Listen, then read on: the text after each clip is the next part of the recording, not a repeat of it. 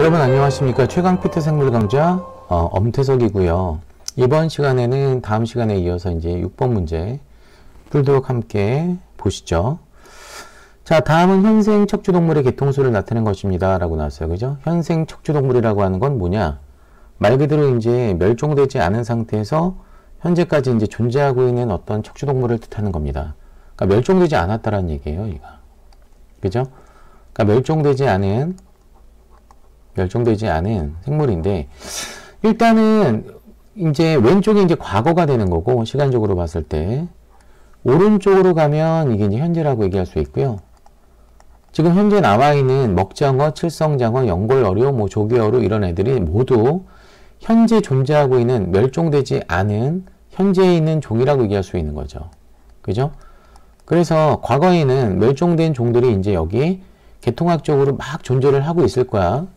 이런 데도 존재를 하고 이런 데도 존재를 하고 이런 식으로 존재를 하고 있을 텐데, 현재 이제 남아있는 멸종되지 않은 시간적으로 봤을 때 존재하고 있는 종들이 이제 가장 오른쪽에 지금 나타나고 있는 걸 볼 수 있어요.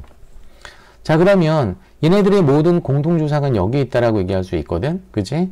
공통조상의 어떤 그 특징을 봤을 때 척추동물이라고 얘기했기 때문에 이 척추동물이 의미하고 있는 게 바로 뭐예요? 이 모든 종들이 갖고 있는 공통형질이라고 얘기할 수 있는 거죠. 그래서 요쯤에 예를 들어서 이제 척추가 생겼을 것이다 라고 얘기할 수 있습니다. 척추. 참고로 이제 먹장어류하고 이제 칠성장어류를 한번 보시게 되면, 우리한테 이제 많이 익숙하지 않은 종들인데, 얘네들을 우리가 이제 원구류라고 하는 어떤 명칭을 씁니다. 얘네들은 기본적으로 이제 턱이 없어요. 우리가 알고 있는 척추동물들은 뭐 상어도 턱이 있고, 그죠? 고래도 턱이 있고, 그죠? 사람도 턱이 있고, 자, 이런 식으로 호랑이도 턱이 있는 거에 반면에, 자, 이 공통조상에서 파생된 척추동물 중에서 가장 원시적인 애들이 바로 원구류에 해당이 되고요. 얘네들은 턱을 갖고 있지 않습니다.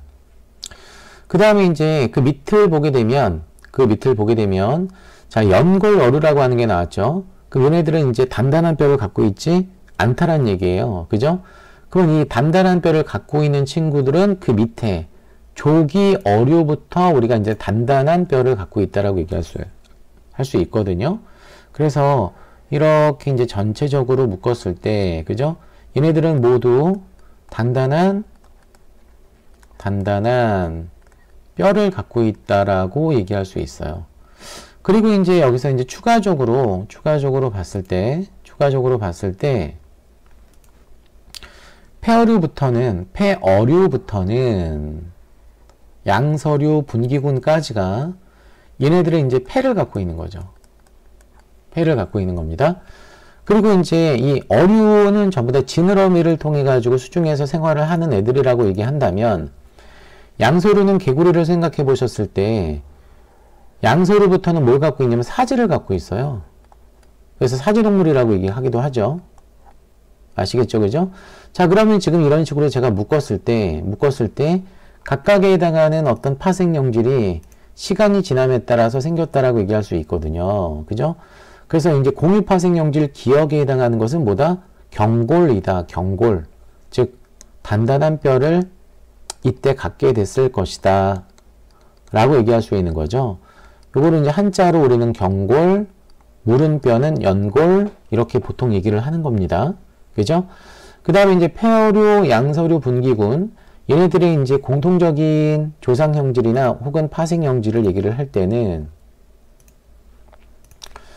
자, 여기 시점에서 일단 파생이 됐다라고 얘기할 수 있는 거거든요. 요게 바로 이제 폐호흡을 한다는 얘기죠. 폐를 갖고 있다, 허파를 갖고 있다. 그죠? 그리고 이제 양서류와 이제 분기구는, 그죠? 아까 사지를 갖고 있다라고 하는 공통점이 있는 거죠. 사지. 그죠? 자, 그리고 이제 마지막에 이 분기군에 대해서 잠깐 얘기를 드리면요. 이 분기군들은 양서류를 양서류보다 약간 진화가 된, 일반적으로 우리가 생각해 봤을 때 파충류나 그 다음에 조류나 포유류가 여기에 해당이 되거든요. 자, 얘네들은 모두 체내 수정을 하죠. 양서류까지는 체외 수정을 하는데 얘네들은 체내 수정을 한다는 얘기는 상대적으로 어떤 양서류 위에 있는 어떤 양서류를 포함한 위에 있는 어떤 종들보다는 자, 물에서 떨어져서 산다는 얘기예요. 그래서 얘네들은 육상 생활에 완전히 적응했다라고 얘기할 수 있어요. 완전히 적응한 동물이다라고 얘기할 수 있거든요.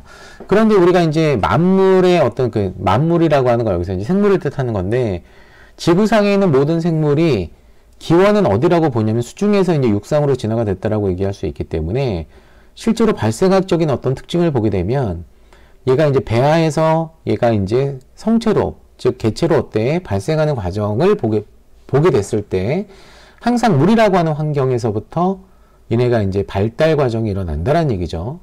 자, 그렇기 때문에 이런 분기군에 해당하는 체내 수정하는 동물들 같은 경우는 배아 시기 때 알이나 모체 자국 내에서 수중 환경을 만들어줘야 되기 때문에 얘네들은 양막을 갖고 있습니다. 그래서 이런 어떤 그 파충류와 조류와 포유류를 묶어서 우리는 뭐라고 얘기해?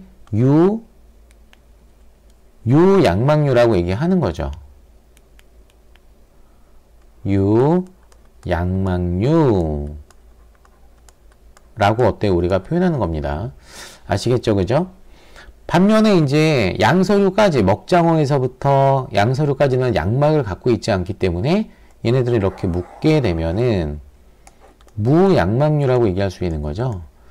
무양막류는 양막을 갖고 있지 않기 때문에 발생 과정에서 필요한 물을 그죠? 어디에서? 서식지에서 어때 제공을 해줘야 된다라고 하는 특징을 갖고 있어요.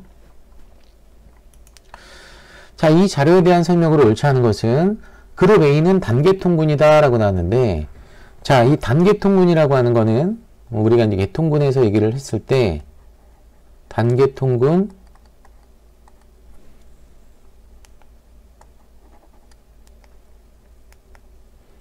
자, 단계통군은 자, 공통조상의 모든 자손을 포함하고 있을 때를 단계통군이라고 얘기를 합니다. 그죠? 반면에 이제 측계통군이라고 하는 게 있는데 측계통군은 자, 공통조상의 모든 자손을 다 포함하는 게 아니고 일부 자손만 포함하는 경우를 우리는 측계통군이라고 얘기하는 거죠. 자, 그룹 A를 잠깐 다시 올라가서 보게 되면은 자, 그룹 A라고 하는 애들의 어떤 특징을 봤을 때 그죠? 그룹 A는 여기 이렇게 이제 묶어 줄 수 있는 거잖아요. 이렇게. 그죠? 그럼 이 그룹 A의 공통조상은 쭉 갔을 때 여기에 해당이 돼요. 그죠? 자, 여기에 해당하는 이 공통조상이 존재를 하고 있는 건데 이 공통조상의 모든 자손은 얘네만 있는 게 아니고 양서류와 분기군까지 다 포함을 해줘야 되는 거죠. 자손이. 그죠? 그래서 모든 자손을 포함한 게 아니고 얘는 일부 자손만 포함을 했기 때문에 이거는 계통군으로 따져봤을 때 단계통군이 아니고 뭐란 얘기예요? 측계통군이다 라고 얘기할 수 있는 거죠. 그죠? 자, 그렇기 때문에 그룹 A는 단계통군이 아니라 측계통군이다 라고 얘기할 수 있어요. 측계통군. 자, 그리고 이제 그룹 B를 잠깐 보시게 되면 그룹 B는 아까 양서류하고 분기군, 그 분기군의 파충류, 조류, 포유류가 여기에 포함이 되는 거죠. 그렇기 때문에 이제 사지동물 맞고요. 분기군 스몰 a의 배아는 양막으로 둘러싸여 있다라고 나왔어요. 그죠? 당연하죠. 그래서 아까 A의 배아는 유양막류라고 얘기했죠. 육상생활에 완전하게 적응한 동물이다.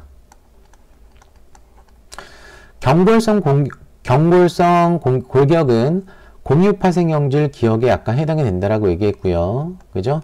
자, 그룹 A와 B는 모두 스컬이라고 하는 두개골을 갖습니다. 자, 그렇기 때문에 여기서 이제 틀린 것은 몇 번 여러분? 1번이 틀렸다라고 얘기할 수 있겠네요. 자, 7번 문제를 잠깐 보도록 할까요? 자, 그린 다와 다는 관다발 식물의 유조직, 후각조직, 후벽조직을 자, 순서 없이 나타낸 것이다 라고 나왔어요. 그죠? 이 관다발 식물은 양치, 그 다음에 종자식물을 관다발 식물이라고 얘기를 합니다.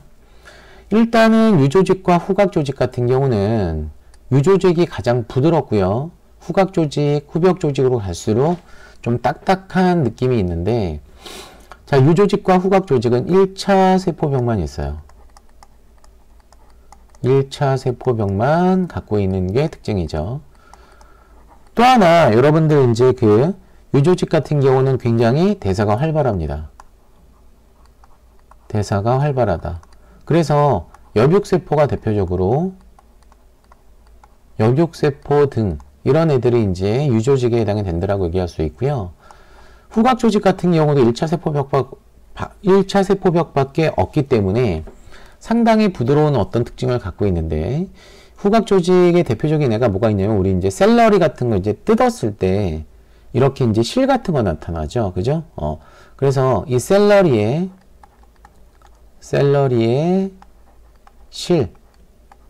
실 조직 같은 거, 스트링이라고 얘기하죠. 스트링스. 그죠? 그 샐러리의 그 실 같은 것들이 일종의 여기에 해당이 된다라고 얘기할 수 있고요. 후벽 조직은 2차 세포벽을 갖고 있어요. 2차 세포벽을 갖고 있는 친구들은 영구 조직이 굉장히 많고, 그죠? 단단하다라고 얘기할 수 있죠. 그죠? 그래서 이제 후벽 조직을 구성하고 있는 애들은 뭐 물관세포나, 그죠? 물관세포가 나중에 이제 딱딱하게 굳기 때문에. 또 하나 이제 우리가 이제 배, 먹는 배 있죠? 과일 중에서, 그죠? 배의 석세포. 이런 애들이 이제 우리가 이제 배를 씹어 먹었을 때 약간 돌기 같은 것들이 약간 느껴지잖아요. 그죠? 그래서 이제 돌처럼 느껴진다라고 해서 석세포 혹은 돌세포라고도 얘기해요. 돌세포. 자, 그러면 이제 가가 이제 후벽 조직이라고 얘기할 수 있고, 그죠? 그 다음에 이제 나가 여기서는 유조직이라고 얘기할 수 있습니다. 유조직. 그죠? 그 다음에 1차 세포벽을 또 갖고 있는 애가 후각조직이라고 얘기할 수 있는 거죠. 그죠? 자, 그러면 우리가 이제 가는 후각조직이다가 아니고 가는 무슨 조직? 여러분, 후벽조직이다. 후벽조직. 자, 가의 2차 세포벽에는 리그닌이 없다라고 나왔는데 있어요. 아까 얘기했었잖아요, 여러분. 여기 관다발 조직이기 때문에 물관 조직이 여기에 해당이 되겠죠. 그죠? 그 다음에 나의 줄기에는 물관부를 구성합니다. 라고 나왔는데, 자, 물관부를 구성하고 있는 건 아까도 얘기했지만 가가 되겠죠. 그죠? 자, 잎의 열벽세포는 아까 유조직에 포함된다라고 얘기를 했습니다. 그죠? 그렇기 때문에 나가 유조직이기 때문에 이건 괜찮네요. 자, 종자껍질의 보강세포는, 자, 종자껍질 굉장히 딱딱하지 않나요? 그죠? 얘는 따라서 어디에 해당이 된다라고 얘기할 수 있냐면 후벽세포에 해당이 된다라고 얘기할 수 있기 때문에 가에 어때 포함된다라고 얘기할 수 있는 거죠. 그래서 이제 정답은 몇 번? 4번이라고 얘기할 수 있는 거죠. 자, 8번 문제를 잠깐 보도록 할게요. 자, 그림은 사람에서 위와 소장, 소화를 나타내는 위와 소장의 어떤 소화를 나타내는 호르몬 A와 C의 작용 중 일부를 나타낸 것이다 라고 나왔어요. 자, A와 C는 각각 가스트린, 세크레틴, 콜레시스토키닌 중에 하나이다 라고 나왔죠. 그죠? 우리가 이제 한번 보게 되면은, 자, 예를 들어,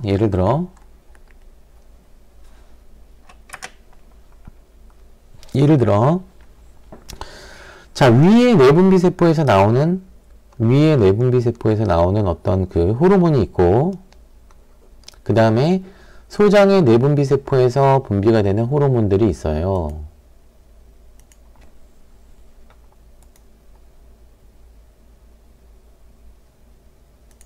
잠깐 보도록 할게요. 자, 그래서 위에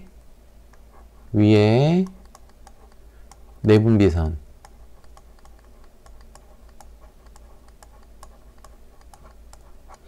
일단 내분비선은 호르몬을 뜻하는 건데 세 개의 내분비선을 갖고 있거든요. 위는 그 중에 하나가 이제 G세포가 있고 G세포가 있고요. 또 하나가 장크롬성 친화성 세포라고 해서 ECL 세포라고 하는 게 있습니다. 그 다음에 또 하나가 뭐가 있냐면 D세포라고 하는 게 있어요. 자, G세포에서 분비되는 호르몬은 말 그대로 이제 G에서 가스트린이라고 하는 호르몬이 분비가 되고요.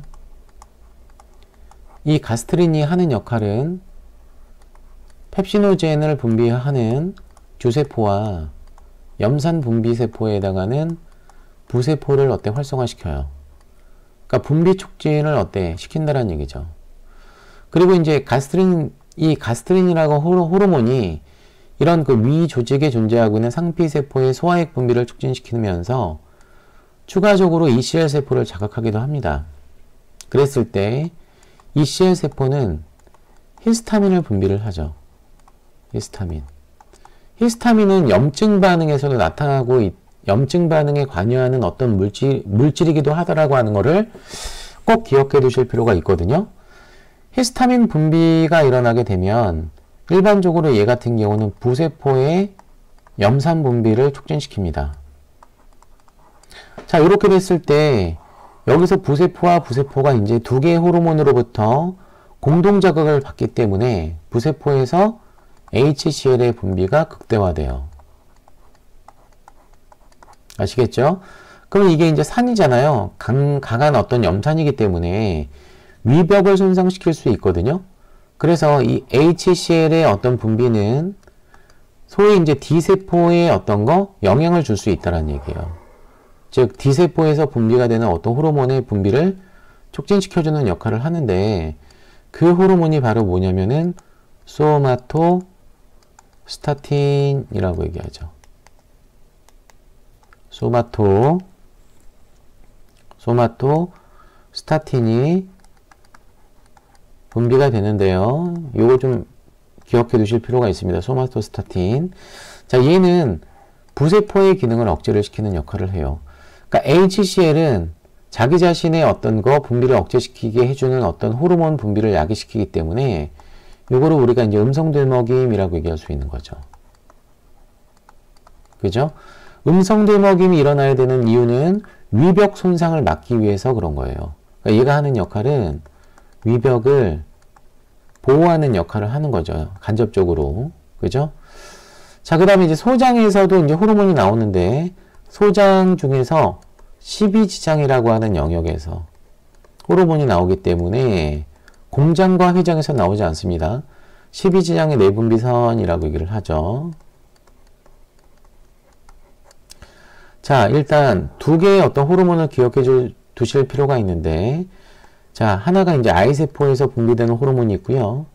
또 하나가 S세포에서 분비되는 호르몬이 있습니다. 이 I세포에서 분비되는 호르몬을 우리가 약자로 CCK, 즉 콜레시스토키닌이라고 얘기해요.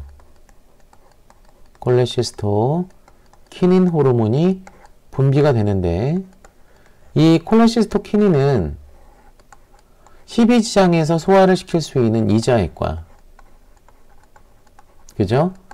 자, 그 다음에 이제 지방의 소화를 도와주는 쓸개제 분비를 촉진시키는 역할을 합니다. 아시겠죠? 그죠? 자, 그러면 여기서는 이자액은 굉장히 다양한 어떤 소화액이 나오는데, 주로 여기서는 소화효소가 나와요. 주로 소화효소가 분비가 됩니다. 그죠? 그런데 이제 12지장으로 내려간 어떤 음식물을 위에서 내려갔기 때문에 염산과 범벅이 되어 있을 거 아니에요. 그죠? 그러면 염산과 범벅이 되어 있으면 산성 음식물이라고 얘기할 수 있는 거잖아. 그런데 12지장 내강에서의 효소의 적정 pH는 알칼리성, 즉 염기성이기 때문에, 그죠? 중화시킬 필요가 있겠죠. 그죠?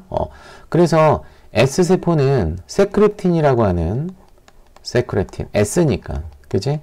호르몬을 분비시켜주는데, 얘도 이자액 분비를 촉진시킵니다. 자, 그런데 위에서 CCK가 분비시키는 이자액은 주로 이제 소화효소를 분비시킨다라고 한다면, 세크레틴에 의해서 분비가 되는 이 자액은 얘는 중탄산 나트륨이라고 하는 탄산수소 나트륨의 분비를 촉진시키는 역할을 해요. 주로 물과. 그래서 요거는 염기성 물질이라고 하는 거 여러분들이 아셔야 되고요. 얘가 지금 산성 음식물을 12장의 pH에 맞게 중화시키는 역할을 한다는 얘기죠. 그죠? 자, 그래서 이렇게 이제 CCK와 세크레틴이라고 하는 호르몬들이 이제 12장에서 분비가 됐는데, CCK의 또 다른 어떤 기능 중에 하나는 뭐 있냐면, 얘는 간접적으로, 얘는 직접적으로 관여하는 게 위운동을 억제시켜요. 위운동을 억제시킨다는 얘기는 바꿔서 얘기하면, 내가 지금 호르몬을 분비하고 있다는 얘기는 12지장에서 지금 현재 소화를 하고 있다는 얘기잖아요. 12장에서 소화를 하고 있는 와중에 위에서 음식물들이 계속 밀고 내려오게 되면 안 되겠지? 그지? 그래서 상대적으로 되먹임으로 위운동을 억제시킴으로 인해서 윗속의 음식물을 잠시 보관하는 역할을 합니다. 이렇게 이제 위운동이 억제가 되게 되면 우리는 뭘 느끼게 되냐면 포만감을 느끼기도 해요. 생리학적으로, 그죠? 우리가 윗속에 음식물이 있을 때 배가 부르다라고 하는 걸 느끼게 된다는 얘기죠. 그죠? 자, 그래서 지금 보시게 되면은 이제 간이 있고, 그죠? 위가 있고, 췌장. 이 췌장이라고 하는 장소는 이자라고 얘기할 수 있는 거지. 그러니까 용어를 좀 다양하게 좀 아실 필요가 있습니다. 그죠? 자, 그러면 결과적으로 이제 C 같은 경우는 가스트린이라고 얘기할 수 있어요. 위에서 분비되는 호르몬이기 때문에, 그죠? 그 다음에 이제 12장에서 분비되는 호르몬은, 자, A라고 하는 애가 췌장과 쓸개를 어때 자극하는 걸로 봐서, 얘가 이제 CCK라고 하는 걸 알 수 있죠. 이자액 분비와 쓸개제 분비를 촉진시키는 호르몬이기 때문에. 근데 B는 이자만 단독으로 자극하기 때문에 얘는 뭐라고 얘기할 수 있어요? 세크레틴. 그죠? 소화 관련 호르몬에 대한 어떤 생략 문제예요, 이 문제가. 자, A는 콜레시스토킨이다. 당근 맞고요. 자, B는 세크레틴이라고 얘기했었죠? 그죠? 자, B는 세크레틴이라고 얘기했는데, 이 세크레틴은 이자에서 중탄산염의 분비를 촉진시킵니다. 그래서 산성 음식물이 위에서 내려온 거를 중화시킬 수 있다. 중화작용을 어때? 수행할 수 있다라고 얘기할 수 있는 거고요. 그 다음에 C는 위산의 분비를 촉진한다라고 얘기를 했네요. C가 아까 어떤 호르몬이었습니까? 가스트린이죠. 그죠? 그러니까 위산 분비를 촉진시킨다는 얘기는 부세포를 활성화시킨다는 얘기예요. 부세포를 활성화시킨다는 얘기예요. 반면에 이제 위산 분비를 억제시키는 호르몬은 아까 무슨 호르몬? 소마토스타틴. 어디서 분비가 돼? 그렇지. D세포. 그죠? 자, C는 수용성 호르몬이다. 맞아요. A와 B는 모두 위의 운동성을 어때? 촉진한다라고 했는데 억제 기능이 있다라고 얘기했었죠. 그죠? 자, 그렇기 때문에 정답은 5번이 틀렸네요. 자, 그림과는 척추동물의 망막에 있는 막대세포의 구조와 막전이의 측정 위치를, 그죠? 나는 세기가 서로 다른 빗자극 A와 C에서 시간에 따른 막대세포의 막전이를 나타낸 것이다 라고 나왔어요. 이 막대세포를 라데셀이라고 지금 나왔잖아. 간상세포라고 얘기를 하죠. 간상세포. 그림을 잠깐 보게 되면 이 간상세포는 약한 빛에 반응을 합니다. 약한 빛에 반응을 한다는 얘기는 역치값이 어떻다는 얘기야? 낮다는 얘기고, 얘는 색깔을 구별하지 못해요. 색깔을 구별할 수는 없어요. 색깔 구별을 해주는 세포는 뭐죠, 여러분? 원추세포나 원뿔세포라고 얘기를 하죠. 그죠? 자, 그러면 세기가 서로 다른 빛의 자극을 받았을 때, 그죠? 이 막대세포 내에 막전이 변화가 생길 거예요. 그죠? 이걸 우리는 뭐라고 얘기하냐면 감각 수용기이기 때문에 수용기 전이라고 얘기를 하는 거죠. 수용기 전이. 그지? 자, 구조적인 어떤 해부적인 어떤 구조를 봤을 때 이 바깥 분절을 뭐 외분절, 안쪽 분절을 내분절, 그쵸? 자, 그 다음에 이 밑에 보게 되면 이 핵이 있는 이 부분 있죠? 여기를 세포체라고 얘기를 합니다. 핵과 세포질이 있는 이 부분, 그 다음에 이제 시냅스 말단을 갖고 있는 이 부분을, 그죠? 이 부분을 기저분절이라고 얘기해요. 바깥 분절의 어떤 특징을 보게 되면 이렇게 동그란 원반 모양의 디스크가 있고요. 그죠? 이 디스크 막에 로놉신이라고 하는 감광색소를 갖고 있어요. 무슨 색소를 갖고 있다고요, 여러분? 감광색소. 자, 그러면 일단 이 그래프 상태에서 보게 되면 빗자극이 어때? 주어지기 전까지가 막전이가 높은 걸 볼 수 있어요. 그죠? 그래서 이때는 어둠 조건이라고 볼 수 있고요. 빛을 자극 줬을 때는, 그죠? 빛이 있는 조건, 즉, 이 어둠 조건은 이제 빛이 없는 조건이라고 얘기할 수 있는 거지. 그래서 빛이 주어지게 되면 막전이가 지금 뭐가 된 걸 볼 수 있냐면, 그죠? 떨어지는 걸 볼 수 있어요. 그래서 과분극이 초래가 됩니다. 이게 이제 간상세포의 좀 특이한 특징이에요. 일반적으로 이제 세포들이 자극을 받았을 때 감각수용기 세포들이 다수는 어떻게 돼? 막전이가 올라가요. 막전이가 올라가거든? 그지? 양이온 같은 것들이 이제 세포 안으로 들어와서 전압이 어때? 높아지는 어떤 경향성을 보통 보이는데 이런 어떤 시각세포 같은 경우는 오히려 빛자극을 받았을 때 외부로부터 자극받았을 때 자, 이렇게 막전이가 떨어지는 걸 볼 수 있어요. 자, 그러면 일련의 이제 과정을 한번 보자 이거죠. 일련의 이제 과정을 한번 봅시다.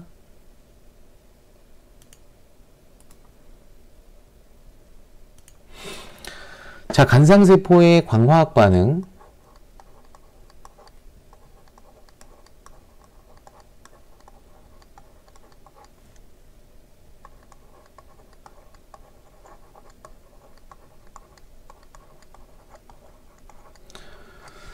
자, 아까 얘기한 디스크막에 존재하고 있는, 그죠? 로놉신이라고 하는 어떤 감광색소가 있는데, 자, 외부에서 이제 빛자극이 주어지게 되면, 그 로놉신이 광자를 흡수하겠죠. 빛을 흡수하겠죠. 그쵸? 자, 빛을 흡수하게 되면은 막전이가 어때? 바뀐다라고 얘기했잖아. 그지? 왜 그러냐면, 로놉신이 활성화돼요, 이때. 이 로놉신이 활성화되는데 이 로놉신 자체가 쥐단백질 수용체예요. 쥐단백질 수용체, 연결 수용체라고 얘기할 수 있거든요. 그럼 얘가 이제 활성화되게 되면 그 다음 단계에서 쥐단백질을 어때? 활성화시키는데 걔를 우리는 뭐라고 얘기해? 트랜스듀신이라고 얘기하죠. 트랜스듀신, 그죠? 얘가 이제 활성화되고요. 이 친구가 활성화되고요. 트랜스듀신이 어때? G단백질, G프로테인이라고 얘기할 수 있거든. 그치? 그럼 얘가 활성화되게 되면은 효과기 단백질이 활성화되는데 걔가 자, 포스포 디 에스터라제 혹은 에스터라이스가 활성화됩니다. 자, 이 포스포디에스터레이스라고 하는 애가 이제 효과기 단백질인데요. 그죠? 얘가 효과기 단백질이잖아요. 이 효과기 단백질이 하는 역할은 뭐냐면은 cGMP나 cAMP를 어때요? 가수분해시켜요. 여기서는 사이클릭 GMP라고 하는 물질을 GMP로 가수분해시키는 일종의 인산 2에스테르 가수분해 효소라고 얘기할 수 있어요. 자, 그렇게 되면은 여기서 이제 평상시에 세포막에는 나트륨 채널의 존재를 하고 있는데 그 채널이 바로 cGMP 의존적 소듐 채널, 나트륨 채널이 평상시엔 열려있던 애가 불활성화됩니다. 아시겠죠? 그죠? 그런데 이제 나트륨이라고 하는 애가 나트륨 칼륨 펌프 때문에 항상 세포 외부에 어떤 농도가 높기 때문에 채널 게이트가 열리게 되면 안으로 계속 나트륨이 들어오는 거죠. 퍼내고 들어오고 퍼내고 들어오니까, 그지? 그러면 이것 때문에 이 나트륨 채널 때문에 평상시에 어떤 막전이가 아까처럼 빛이 없을 때 높았다가 얘가 이제 문을 닫아버리게 되면 들어올 수 있었던 나트륨이 못 들어오잖아. 그치? 못 들어오기 때문에 막전이가 떨어져요. 아시겠죠? 그죠? 막전이가 하강이 되거든요. 이거를 우리는 뭐라고 얘기해? 과분극이라고 얘기한다는 얘기야. 그럼 이게 아까 얘기한 여러분, 그죠? 바깥 분절에서 일어난 어떤 그 막전이가 내분절과 신경세포체를, 그죠? 통해서 어디까지 전달이 되냐면 기저분절까지 전달이 된다는 얘기예요. 자, 그러면 이것 때문에 시냅스 말단에서 이제 신경 전달 물질이 분비가 되는데, 글루탐산이 분비가 되는데, 글루탐산은 칼슘이 어때? 많이 들어왔을 때 분비량이 증가하거든요. 그래서 얘는 채널이, 이 부위에는 전화부존성 채널이 존재를 하죠.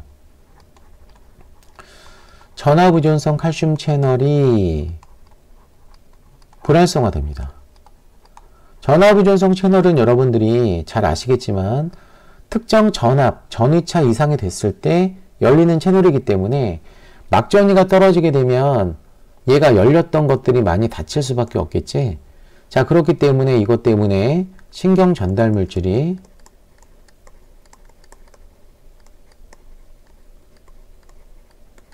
분비량 변화가 생기는데 이 신경 전달 물질 분비량이 감소해요. 아시겠죠? 이게 이제 쌍극세포를 통해서, 쌍극세포는 이제 시신경, 즉 시신경을 통해서 이게 이제 대뇌까지 가는 거죠. 대뇌 시각피질까지. 그지? 자, 이 신경 전달 물질 글루탐산이에요. 흥분성 물질이라고 하는 걸 알 수 있습니다. 그죠? 자, 그러면 우리가 이제 참고로 우리가 여러분들 여기 봤을 때 만약에 이 빛자극이 강해지게 되면 로뎁신 활성화가 더 커지겠죠? 트랜스듀신의 활성화가, 그러니까 트랜스듀신이 한두 개의 어떤 물질이 있는 건 아닐 거 아니야. 그러니까 개수가 얘도 여러 개고 얘도 여러 개일 수밖에 없기 때문에 트랜스듀신도 어때? 더 많이 활성화된다는 얘기예요. 마찬가지로 효과기 단백질도 더 많이 활성화되게 되면 나트륨 게이트가 더 많이 닫히겠죠? 그죠? 자, 그러면 막전이 하강은 더 커지고요. 전화부존성 칼슘 채널이 불활성화되는 개수도 증가합니다. 자, 그렇기 때문에 신경 전달 물질량의 총 분비량도 감소가 심해지겠죠. 감소가 심해지겠죠. 그죠? 자, 그러니까 결과적으로 쌍극세포가 받는 어떤 자극 또한 강한 자극을 받을 수밖에 없다는 얘기예요. 그럼 강한 자극을 받는다는 얘기는 뭐죠? 빛이 너무 눈부셔 라고 느낄 수도 있다는 얘기죠. 관상세포는 굉장히 예민하기 때문에. 아시겠죠? 그죠? 자, 그러면 지금 A, B, C로 갈수록 C로 갈수록 막전이가 더 떨어지는 걸 볼 수 있기 때문에 자, A, B, C로 갈수록 강한 빛이다 라고 얘기할 수 있어요. 강한 빛의 자극을 받았구나 라고 하는 걸 알 수 있는 거죠.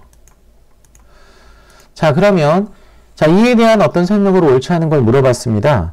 바깥 분절의 원판에는 빛을 흡수하는 로뎁신이 있습니다. 맞는 말이죠. 이 바깥 분절의 원판을 아까 뭐라고 얘기를 했나요? 디스크라고 얘기를 했잖아요. 디스크 원판, 디스크 막에는 이렇게 이제 감광색소라고 하는 빛을 흡수할 수 있는 광수용기를 갖고 있다라고 얘기할 수 있는 거죠. 빛자극에 의해서 안쪽 분절에 활동전이가 발생을 한다라고 했는데, 자, 활동전이는 발생하지 않습니다.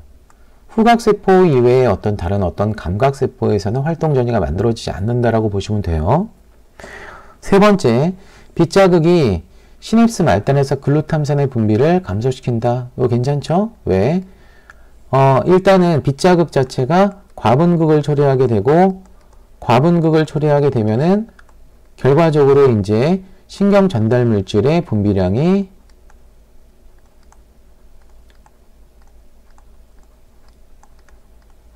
감소한다라고 얘기했잖아요. 그죠? 괜찮습니다. 자, 빗자극이 없을 때 바깥 분절의 세포막은 탈분극 되어 있다. 일단은 이게 이제 휴지막전이라고 볼 수도 있는데, 신경세포에 비해서는 탈분극이라고 해도 상관은 없습니다. 그죠? A와 C 중에서 가장 막전이가 떨어진 애가 누구죠? C죠. C이기 때문에 가장 강한 빛의 자극을 받았다라고 얘기할 수 있겠네요. 5번도 괜찮기 때문에 정답은 따라서 몇 번 여러분? 1번이, 2번이 어때? 여기선 틀렸다라고 얘기할 수 있겠습니다. 그죠? 자, 10번 문제를 제가 볼게요. 다음은 사람의 혈액세포의 종류와 특성에 대해서 알아본 실험이다. 혈액세포. 혈액세포를 우리는 뭐라고 얘기하니? 혈구라고 얘기하지, 혈구. 혈구. 자, 김자액은 메틸렌블루, 에오신, 아주르 B의 혼합 염색약이다 라고 나왔어요. 그죠? 이 메틸렌블루는 보통 핵을 염색을 하죠. 주로 핵 염색. 그죠? 자, 에오신 같은 경우는 보통 이제 세포질을 염색을 해줍니다.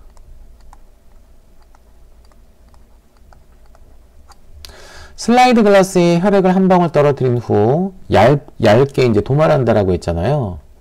여기 이제 도말 과정이죠. 가해 슬라이드에 70%의 에탄올을 한 방울 떨어뜨린 후 말린다라고 했어요. 혈액을 떨어뜨린 상태에서 에탄올을 한 방울 떨어뜨렸다는 얘기는 혈구를 고정시키는 역할을 하는 거예요. 죽여서 살아있는 상태에 그대로 고정시키는 어떤 픽세이션 단계라고 얘기할 수 있고요. 그 다음에 김자액을 떨어뜨려서 염색하고 나서 흐르는 물로 여분의 염색액을 씻어낸다라고 했죠. 답원 과정이 염색 과정이라고 얘기할 수 있습니다. 그리고 나서 슬라이드 글라스를 커버 글라스로 덮고 나서 현미경으로 관찰한다라고 나왔어요. 최종적으로 이제 관찰이라고 얘기할 수 있겠죠, 여러분. 자, A와 C는 각각 적혈구, 림프구, 호중구 중에 하나인데, 자, 일단은 림프구하고 호중구는 핵을 갖고 있어요. 핵을 갖고 있는데 호중구라고 하는 애는 백혈구 계열이잖아. 그지? 그리고 얘는 과립구거든요.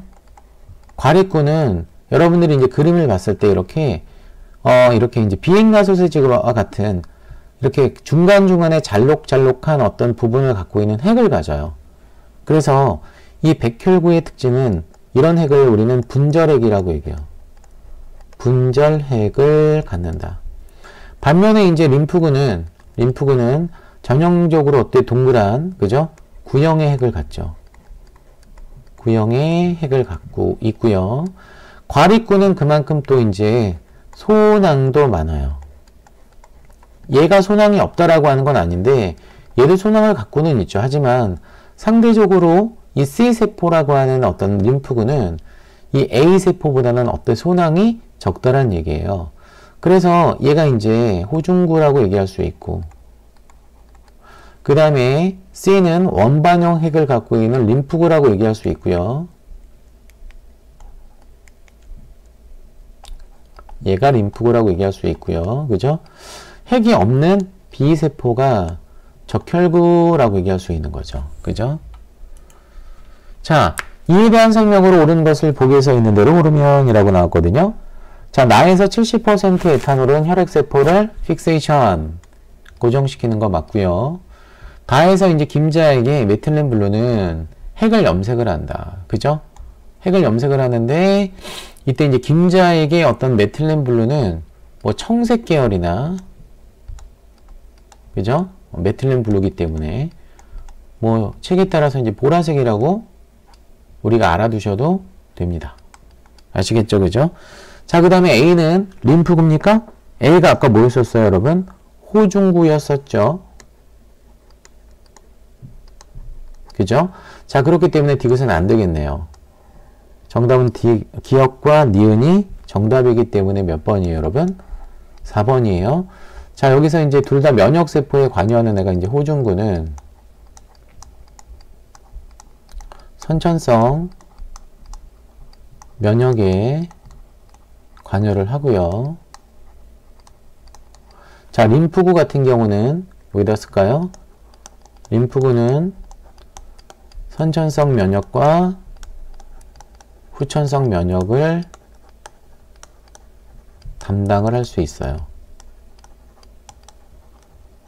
특히 이제 후천성 면역에 관여하는 애가 누굴까요, 여러분? B세포와 T세포가 되겠죠. 선천성 면역에 관여하는 애가 대표적으로 뭐가 있을까요? 자연살해세포, 자연살상세포라고 해서 내추럴 킬러셀이라고 얘기하죠. NK세포가 여기에 해당이 된다라고 얘기할 수 있습니다. 자, 이렇게 이제 오늘은 6번부터 10번까지 문제를 풀어봤는데요. 여러분들 반드시 복습하도록 하시고요. 자, 문제를 복습하면서 다시 한번 개론책을 여러분들이 이제 뒤적뒤적 하면서 내용을 다시 한번 반복 학습하실 필요가 있습니다. 자, 다음 시간에 또 이제 11번부터 문제를 풀이하도록 하겠습니다. 다음 시간에 뵐게요. 감사합니다.